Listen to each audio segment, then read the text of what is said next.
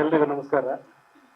ವೇದಿಕೆ ಮೇಲಿರುವಂತಹ ಶ್ರೀ ಶ್ರೀ ವಿಶ್ವನಾಥ ಸ್ವಾಮೀಜಿಯವರೇ, ರವಿ ಹೆಗ್ಡೆ ಅವರೇ ಹಾಗೂ ಎಲ್ಲ ಗಣ್ಯರೇ, ನಾನು ಏನು ಮಾತಾಡಬೇಕು ಅಂತ ಯೋಚನೆ ಮಾಡ್ತಿದ್ದೆ. ಯಾಕಂದ್ರೆ ಇದು ಕೃಷಿ ವಿಶ್ವವಿದ್ಯಾನಿಲಯ.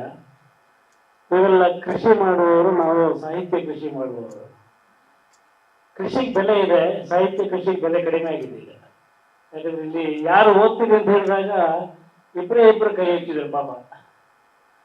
ಇನ್ಯಾರು ಓದ್ತಾ ಇರೋ ಇಲ್ಲವೋ ನಂಗೆ ಗೊತ್ತಿಲ್ಲ. ಅಂತ ಟೈಮಲ್ಲಿ ಬಹಳ ಧೈರ್ಯ ಮಾಡಿ ಈ ಪತ್ರಿಕೆನ ಭಾವನೆ ಬೆಳಗ್ಗೆ ಮತ್ತೆ ಆರಂಭಿಸಿದ್ದಾರೆ. ಇದರಲ್ಲಿ ಒಂದು ಏನು ನೋಡಿ ಹೆಂಗಿದೆ ಫಸ್ಟ್ ಆರ್ಟಿಕಲ್ ಅಂದ್ರೆ, ಹುಡುಗಿಯರೇ ಅಂಕಲ್ಗಳ ಬಗ್ಗೆ ಎಚ್ಚರದಿಂದಿರಿ ಅಂತ. ಇದು ನಮಗೆ ಬಗಲಿಗೆ ಕೊಟ್ಟ ಫಸ್ಟ್. ಇದನ್ನ ನಾವು ಬಿಡುಗಡೆ ಮಾಡಬೇಕು ಅಂತ. ಭಾವನಾ ಬೆಳಗೆರೆಗೆ ನಾನು ಎಷ್ಟು ಹೆಲ್ಪ್ ಮಾಡಿದ್ದೀನಿ ಅಂತ ಹೇಳಿದ್ರೆ, ರವಿ ಬೆಳಗೆರೆ ಬಹಳ ಒಂದು ಕಾದಂಬರಿ ಬಹಳ ಸೂಪರ್ ಹಿಟ್ ಆಗ್ಬಿಟ್ಟಿದೆ. ಅದು ವರ್ಷ 3-4 ಲಕ್ಷ ಕಾಪಿ ಒಂದು ತಿಂಗಳಲ್ಲಿ ಪ್ರಿಂಟ್ ಆಗ್ಬಿಟ್ಟಿದೆ. ಹೇಳಿ ಹೋಗೋ ಕಾರಣ ಅಂತ. ಆ ಕಾದಂಬರಿಯನ್ನ ಸೀರಿಯಲ್ ಮಾಡಬೇಕು ಅಂತೇಳಿ ನಾವು ಪ್ರಯತ್ನ ಪಡ್ತಾ ಇದ್ವಿ. ಆ ಕಾದಂಬರಿಯ ಹಿಮವಂತನ ಪಾತ್ರಕ್ಕೆ ನಾನು ಆಯ್ಕೆ ಮಾಡಿದ್ದು ಶ್ರೀನಗರ ಕಿಟ್ಟಿಯನ್ನ. ಅದಕ್ಕಿಂತ ಒಳ್ಳೆ ಆಯ್ಕೆ ಇಲ್ಲ ಅಂತೇಳಿ ಸೊ ಆಯ್ಕೆ ಮಾಡಿದ್ರು. ಆಫೀಸಿಗೆ ಬಂದು ಮಾತಾಡಿದ್ರು, ಶೂಟಿಂಗಿಗೆ ಹೋದ್ವಿ. ಈ ಟಿವಿಯಲ್ಲಿ ಕೆಲವು ಎಪಿಸೋಡ್ಗಳು ಮಾಡಿ ತೋರಿಸಿದ್ವಿ. ದತ್ತಣ್ಣ ಒಂದು ಪಾತ್ರ ಮಾಡಿದ್ರು. ಬಹಳ ದೊಡ್ಡ ದೊಡ್ಡ ನಟರೆಲ್ಲ ಇದ್ರು ಅದರಲ್ಲಿ. ಆಮೇಲೆ ಆ ಸೀರಿಯಲ್ ಮುಂದಕ್ಕೆ ಹೋಯ್ತು. ಬಹಳ ಬೇಜಾರಾಯ್ತು, ಇನ್ನು ಒಳ್ಳೆ ಲವ್ ಸ್ಟೋರಿ ಆಗ್ತಾ ಇರಲ್ವಾ ಅಂತ. ಬಟ್ ನನಗೆ ಗೊತ್ತಿರಲಿಲ್ಲ ಲವ್ ಸ್ಟೋರಿ ಆಫೀಸಲ್ಲಿ ಆಗ್ತಾ ಇತ್ತು. ಶ್ರೀನಗರ ಕಿಟ್ಟಿಯನ್ನ ಒಂದಿನ ಬಂದು Bhavana, uncle Srinagar Kitty phone number ಕೊಡಿ ಅಂತ ಕೇಳಿದ್ರು. ಯಾಕೆ ಕೇಳ್ತಿರ್ಬೋದು ಅಂದ್ಕೊಂಡು, ಯಾಕಮ್ಮ ಅಂದೆ. ಏನು ಅಂಕಲ್ ನಿಮ್ಗೆ ಅಷ್ಟು ಗೊತ್ತಾಗಲ್ಲ ಅಂತ. ಆಯ್ತಮ್ಮ ಅಂತ ಕೊಟ್ಟೆ. ಅದಾಗಿ 6 ತಿಂಗಳಿಗೆ ಮ್ಯಾರೇಜ್ ಇನ್ವಿಟೇಷನ್ ತಗೊಂಡು ಇದು ಹೇಗೆ ಹೋಗುವ ಕಾರಣದಿಂದ ಆದ ಈ ಒಂದು ಅನಾಹುತ. ಇದೇ ಕಾರಣ. ನನಗೆ ನಾನು ರವಿ ಬೆಳಗೆರೆ ಬಗ್ಗೆ ಬಹಳ ಮಾತಾಡಿದ್ದೀನಿ. ಅವ್ರು ಇದ್ದಾಗಲೂ, ಅವ್ರು ಹೋದ ನಂತರನೂ ಆಮೇಲೆ ಸುಮಾರು ಕಾರ್ಯಕ್ರಮ ಅವರ ಹುಟ್ಟುಹಬ್ಬಗಳಿಗೆ ಮಾಡಿದ್ದೀನಿ. ಭಾವನೆ ಬಗ್ಗೆ ಮಾತಾಡಬೇಕು. ಈಗ ತಾನೇ ನೀವು ನೋಡಿದ್ರಲ್ಲ ಭಾವನಾ ಅವ್ರದ್ದೊಂದು ಭೇಟಿ. ಬಹುಶಃ ನಾವು ಈ ಸಾಹಿತ್ಯ ಜಗತ್ತಲ್ಲಿ ನೋಡಿದ್ರೆ ಕುವೆಂಪು, ಪೂರ್ಣಚಂದ್ರ ತೇಜಸ್ವಿ, ಗೌರೀಶ್ ಕಾಯ್ಕಿಣಿ, ಜಯಂತ್ ಕಾಯ್ಕಿಣಿ, ಬೇಂದ್ರೆ, ವಾಮನ ಬೇಂದ್ರೆ, ಹೀಗೆ ತಂದೆ ಮಗ ಹಲವು ಮಂದಿ ಇದ್ದಾರೆ. ಅಲ್ಲಿ ಒಂದು ಅಡ್ವಾಂಟೇಜ್ ಅವ್ರಿಗೆ ಏನಿತ್ತು ಅಂದ್ರೆ, ಆ 2 ತಲೆಮಾರು ಬಹಳ ದೂರವಾಗಿತ್ತು. ಬಟ್ ಇವ್ರ ತಲೆಮಾರು ರವಿ ಬೆಳಗೆರೆ ಮತ್ತೆ ಇವರ ತಲೆಮಾರು ಬಹಳ ಹತ್ತಿರದಲ್ಲಿದೆ. ತಂದೆಯ ಇನ್ಫ್ಲೂಯೆನ್ಸ್ ಅನ್ನ ತನ್ನ ಮೇಲೆ ಅಷ್ಟು ಹೇರಿಕೊಂಡು ಸ್ವಂತಿಕೆಯಲ್ಲಿ ಬೆಳೆಯೋದು ಬಹಳ ಕಷ್ಟ. ಆದರೆ ಭಾವನ ಅದನ್ನು ಎಷ್ಟು ಚೆನ್ನಾಗಿ ನೀಡಿದ್ದಾರೆ ಅಂದ್ರೆ, she has become very modern. ಅಂದ್ರೆ ರವಿ ಮಾಡರ್ನ್ ಅಲ್ಲ ಅಂತಲ್ಲ, ರವಿ ಎಷ್ಟು ಮಾಡರ್ನ್ ಆಗಿದ್ರು ಅದನ್ನು ಮೀರಿ ರವಿ ಕೈ ಹಾಕದಂತ ಕ್ಷೇತ್ರಗಳಿಗೆ ಕೈ ಹಾಕಿ ರವಿ ಮಾಡ್ತಿರೋ ಕೆಲಸನೇ ಮಾಡ್ತಾರೆ. ಮತ್ತೆ ರವಿ ಮಾಡದಿರುವ ಕೆಲಸವನ್ನು ಮಾಡಿದ್ರು. ಅಪ್ಪನನ್ನ, ಈ ಮಕ್ಕಳನ್ನ ಎಲ್ಲೋ ಒಂದು ಪೇಟೆ ಕರ್ಕೊಂಡು ಹೋಗೋದು ಅಪ್ಪ, ಅಪ್ಪನನ್ನ ಬಿಗ್ ಬಾಸಿಗೆ ಕರ್ಕೊಂಡು ಹೋಗಿದ್ದು ಈ ಮಗಳು ಮೊದಲು ಹೋಗಿ. ಹೀಗೆ ಮತ್ತೆ ಇನ್ನೊಂದು ನಾನು ನೋಡಿದ್ದೆ, ಸಾಮಾನ್ಯವಾಗಿ ಹೆಣ್ಣು ಮಕ್ಕಳು ಏನ್ ಮಾಡ್ತಾರೆ ಅಂದ್ರೆ, ಅವರ ಗೆಳತಿಯರು ಬೇರೆ ಇರ್ತಾರೆ, ಅವರ ಸ್ನೇಹ ವಲಯ ಬೇರೆ ಇರುತ್ತೆ, ತಂದೆ ಜೊತೆ ಬರಲ್ಲ. ಬಟ್ ನಾವೆಲ್ಲ ಹೋಗ್ಬಿಟ್ಟು ವೇಟಿಯ ಹೋಟ್ಲಲ್ಲಿ ಕೆಳಗಡೆ ಗಜಲ್ ಕೇಳ್ತಾ ಇದ್ರೆ, ಈ ಹುಡುಗಿ ಬಂದು ಕೂತ್ಕೊಂಡು ಅಷ್ಟು ಗಜಲ್ಗಳನ್ನ ಕೇಳ್ತಾ ಇದ್ರು. ಉರ್ದು ನನಗೆ ಅರ್ಥ ಆಗ್ತಿರ್ಲಿಲ್ಲ, ರವಿ ಚೆನ್ನಾಗಿ ಬರೋದು. ಇವಳ ಹತ್ರ ಕೇಳಿದ್ರೆ ಇವಳು ಉರ್ದು ಹಾಡಿನ ಅರ್ಥ ಹೇಳ್ತಾ ಇದ್ರು. ಹೀಗಾಗಿ ಬಹಳ ಇಂಥ ತಂದೆ ಕೂಡ ಬಹಳ ಸಂತೋಷ ಆಗೋದು. ಇಂಥ ಒಂದು ಮಗಳಿದ್ದು ತನ್ನ ಆಸಕ್ತಿಯನ್ನು ನಿಜವಾಗೂ ಬೆಳೆಸ್ಕೊಂಡು ಹೋಗ್ತಾ ಇದ್ರೆ ಯಾರಿಗೆ ಸಂತೋಷ ಆಗಲ್ಲ ಅಂತ ಭಾವನಾ. ಆಮೇಲೆ ಶ್ರೀನಗರ ಕಿಟ್ಟಿ ಬಗ್ಗೆ ನಾನು ಹೇಳಿದ್ದೆ ರವಿಗೆ, ಈ ಶ್ರೀನಗರ ಕಿಟ್ಟಿಯನ್ನು ನಾನೇ ಏನಾದ್ರು ಹುಡುಗಿ ಆಗಿದ್ದರೆ ನಾನೇ ಮದುವೆ ಆಗ್ತಿದ್ದೆ ಅಂತ. ಆ ಕಾಲದಲ್ಲಿ ಹಂಗಿದ್ರು ಅವರು. ಆ ಕಾಲದಲ್ಲಿ ಅವರು ಮಾಡಿದ ಮೊದಲ ಚಿತ್ರಗಳಲ್ಲಿ ನೋಡಿದ್ರೆ ಸಚೆ ಏನೋ ಫಿಯರ್ಸ್ ಲುಕ್, ಆ ರೀತಿಯ ಒಂದು ನಟನೆ ಬಹಳ ಅದ್ಭುತವಾದ. ಆಮೇಲೆ ಎಲ್ಲಕ್ಕಿಂತ ಹೆಚ್ಚಾಗಿ ಬಹಳ ಅದ್ಭುತವಾದ ಓದುಗ. ಈ ದಂಪತಿಗಳ ಬಳಗದಿಂದ ಮತ್ತೆ ಹಾಯ್ಬಂದು ಶುರುವಾಗಿದೆ, ಮತ್ತೆ ಓಮನ್ಸೆ ಶುರುವಾಗ್ತಿದೆ. ಮತ್ತೆ ಪಾಡ್ಕಾಸ್ಟಿಂಗಿನ ಮೂಲಕ ರವಿ ಬೆಳಗೆರೆಯನ್ನು ರೀಇಂಟ್ರೊಡ್ಯೂಸ್ ಮಾಡ್ತಿದ್ದಾರೆ. ಇದೆಲ್ಲ ಬಹಳ ಅದ್ಭುತವಾದ ಕೆಲಸ. ನಾನು ಆಗಾಗ ಹೇಳ್ತಾ ಇರ್ತೀನಿ, ಅಂದರೆ ರವಿ ಹತ್ರ ಹೇಳಿದೆ, ನಾನು ಯಾವುದೋ ಒಂದು ಕಂಪ್ನಿಯಲ್ಲಿ ಕೆಲಸ ಮಾಡ್ತಾ ಇದ್ದೆ, ಅದನ್ನು ಬಿಟ್ಟು ಹಾಯ್ ಬೆಂಗಳೂರು ಸೇರಿಕೊಂಡೆ. ಹಾಯ್ ಬೆಂಗಳೂರು ಸೇರಿಕೊಂಡಾಗ ಅವರು ನನ್ನನ್ನು ಅಚ್ಚರಿ ಅಂತ ಹೇಳುವ ಮ್ಯಾಗಝಿನ್ಗೆ ಸಂಪಾದಕರನ್ನಾಗಿ ಮಾಡಿದರು. ಅಚ್ಚರಿ ಅಂತ ಬರ್ತಿತ್ತು, ಇಲ್ಲಿ ಹಲವಾರು ಮಂದಿ ಹಾಯ್ ಬೆಂಗಳೂರಿನ ಹಳೆಯ ಅಭಿಮಾನಿಗಳು ಬಂದಿದ್ದಾರೆ, ಹಳೆಯ ಓದುಗರಿದ್ದಾರೆ. ಒಂದೇ ಸಂಚಿಕೆ ಬಂದಿದ್ದದು. ನಾನು ಹೇಳಿದೆ, ಅಚ್ಚರಿಗೆ ನನ್ನನ್ನು ಸಂಪಾದಕನಾಗಿ ಮಾಡಿದಾಗ ಅತ್ಯಂತ ಅಚ್ಚರಿ ಪಟ್ಟದ್ದು ನಾನೇ. ಯಾಕೆ ನನ್ನನ್ನು ಅಚ್ಚರಿಗೆ ಸಂಪಾದಕನಾಗಿ ಮಾಡಿದ ಅಂತೇಳಿ. ಆಮೇಲೆ ಯಾರು ಹೇಳೋದು, ರವಿಗೆ ಆ ಪತ್ರಿಕೆಯಲ್ಲಿ ಇಂಟ್ರೆಸ್ಟ್ ಇಲ್ಲ, ಅದಕ್ಕೆ ನಿನ್ನನ್ನು ಮಾಡಿದ್ದಾನೆ. ಇಂಟ್ರೆಸ್ಟ್ ಇದ್ರೆ ತಾನೇ ಸಂಪಾದಕರಾಗ್ತಿದ್ರು ಅಂತ. ಅದೇನಾಯ್ತು, ಒಂದೇ ಸಂಚಿಕೆ ಬಂದಿದ್ದು ಮಂತ್ಲಿ. ಯಾಕೆ ಅಂತ ಕೇಳಿದೆ. ಹೇಳಿದ್ರು, ಇದು ನಾವು ಎಷ್ಟು ಶ್ರಮ ಹಾಕ್ತೀವೋ ಈ ಪತ್ರಿಕೆಗೆ ಅಷ್ಟು ರಿಟರ್ನ್ ಬರಲ್ಲ. 1,00,000 ಕಾಪಿ ಮಾರಾಟ ಆಗ್ತಿತ್ತು.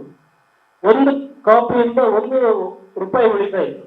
ಅಂದರೆ ನಾವು 7 ಜನ ಕೆಲಸ ಮಾಡಿದ್ರೆ ತಿಂಗಳಿಗೆ ₹1,00,000 ಉಳಿಯೋದು. ಅದೇ ಹಾಯ್ ಬೆಂಗಳೂರು ವಾರಕ್ಕೆ 15 ಲಕ್ಷ ಉಳಿತಾ ಇತ್ತು, 15 ಲಕ್ಷ ಲಾಭ ಬರ್ತಾ ಇತ್ತು. ಹಾಗಾಗಿ ಆ ಪತ್ರಿಕೆ ಬೇಡ ಅಂತ ಬಿಟ್ಟರು. ಆದರೆ ರವಿಗೊಂದು ಹಠ ಇತ್ತು, ತಾನು ಮಾಡ್ತಿರುವ ಕ್ರೈಮ್ ಮ್ಯಾಗಝಿನ್ ಜೊತೆಗೆ ಒಂದು ಮಲ್ಲಿಗೆ ಅಂತ ಪತ್ರಿಕೆ ಮಾಡಬೇಕು, ಒಂದು ಮಲ್ಲಿಗೆ ಹೂವಿನಂತ ಪತ್ರಿಕೆ ಮಾಡಬೇಕು ಅಂತ. ಆಗ ಅವರು ಸ್ಟಾರ್ಟ್ ಮಾಡಿದ್ದು ಓಮನಸ್ಸೆ. ನಿಮ್ಗೆ ಗೊತ್ತಿರ್ಲಿಕ್ಕಿಲ್ಲ, ಓಮನಸ್ಸೆ ಇದೆಯಲ್ಲ, ಓಮನಸ್ಸೆ ಕನ್ನಡದಲ್ಲಿ ಅತ್ಯಂತ ಹೆಚ್ಚು ಯುವ ಓದುಗರನ್ನು ಹುಟ್ಟು ಹಾಕಿದ ಪತ್ರಿಕೆ. ಅದಕ್ಕಿಂತ ಹೆಚ್ಚಾಗಿ ಅತ್ಯಂತ ಹೆಚ್ಚು ಲೇಖಕರನ್ನ ಹುಟ್ಟು ಹಾಕಿದ ಪತ್ರಿಕೆ. ಯಾವ್ಯಾವ್ದು ಹಳ್ಳಿಯಿಂದ, ತೀರ್ಥಹಳ್ಳಿ, ತುಮಕೂರು, ಶಿವಮೊಗ್ಗ, ಅಲ್ಲಿಯ ಪುಟ್ಟ ಪುಟ್ಟ ಹಳ್ಳಿ, ಬಸವಾನಿ, ಅಲ್ಲಿಂದೆಲ್ಲ ಇದಕ್ಕೆ ಲೇಖನಗಳು ಬರೀತಾ ಇತ್ತು. ಓದುಗರಿಗೆ ಒಂದು ಅಂಕಣ ಇಟ್ಟಿದ್ರು.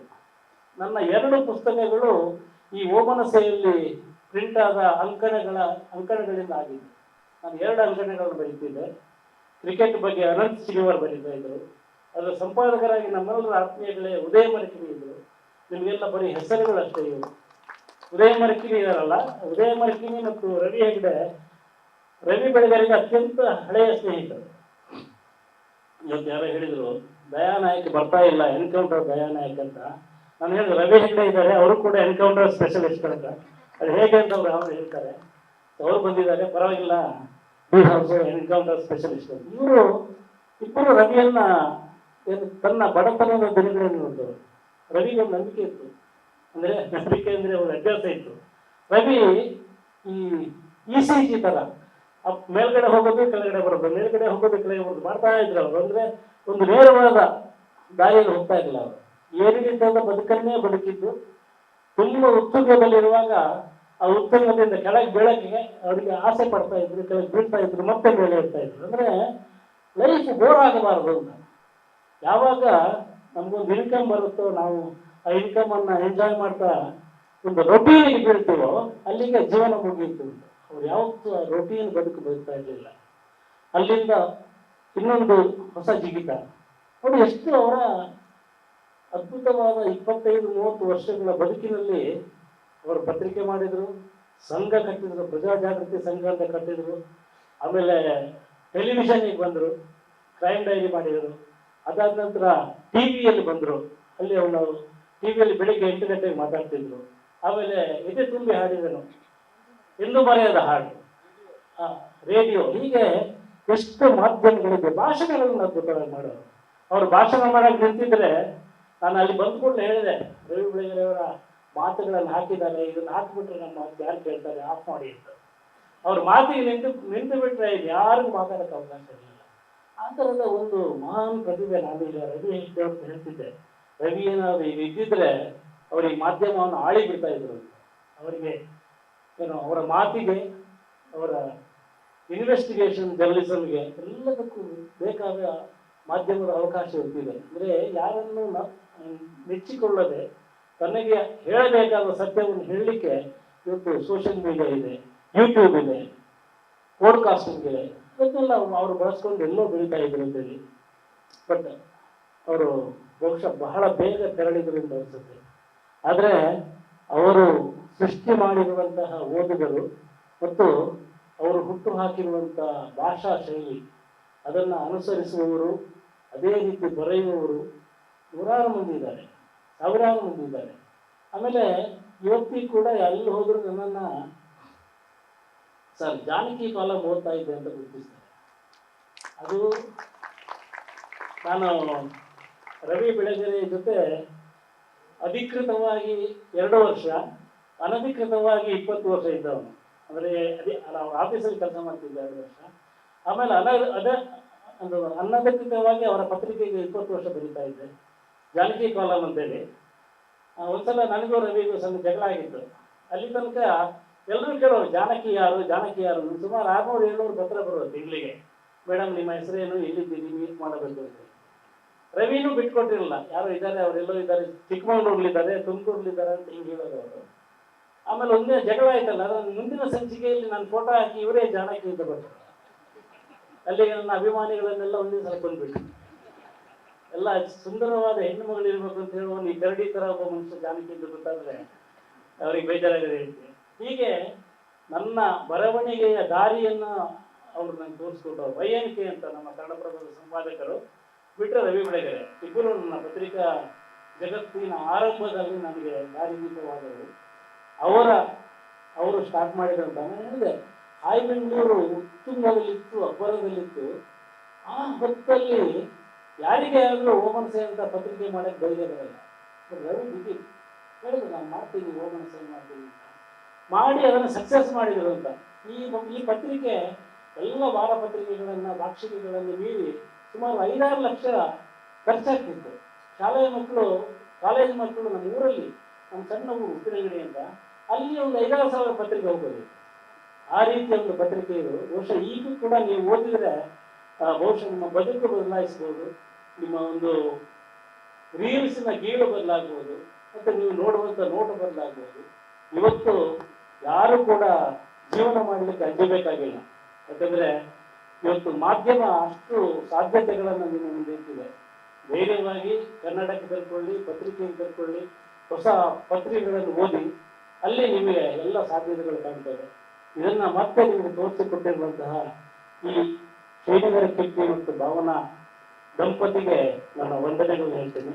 ನಿಮ್ಗೆಲ್ಲರಿಗೂ ನಮಸ್ಕಾರ.